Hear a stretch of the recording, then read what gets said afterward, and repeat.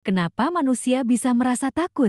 Manusia merasa takut karena rasa takut adalah respons alami dan evolusioner yang penting untuk bertahan hidup. Berikut adalah beberapa alasan mengapa kita bisa merasa takut. Pertama, insting bertahan hidup. Rasa takut adalah bagian dari mekanisme bertahan hidup yang membantu kita menghindari bahaya. Ketika kita merasa takut, tubuh kita merespons dengan cara yang mempersiapkan kita untuk melawan atau melarikan diri dari ancaman respon fight or flight. Ini termasuk peningkatan detak jantung, aliran darah yang lebih cepat ke otot, dan peningkatan kewaspadaan. Kedua, sistem saraf. Otak kita, terutama bagian yang disebut amigdala, memainkan peran kunci dalam mengenali ancaman dan memicu respons takut. Ketika kita menghadapi situasi yang berpotensi berbahaya, amigdala mengirimkan sinyal ke bagian lain dari otak dan tubuh untuk mempersiapkan diri menghadapi ancaman tersebut. Ketiga, pengalaman dan pembelajaran.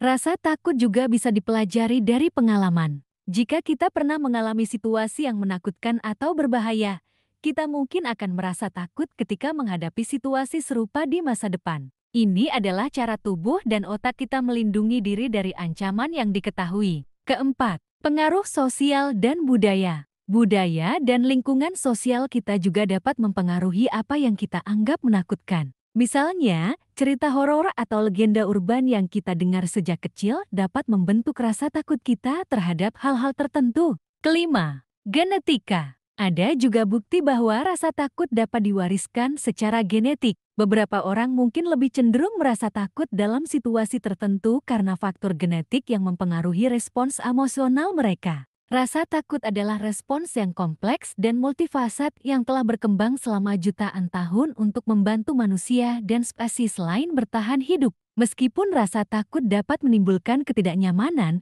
itu adalah bagian penting dari mekanisme perlindungan tubuh kita.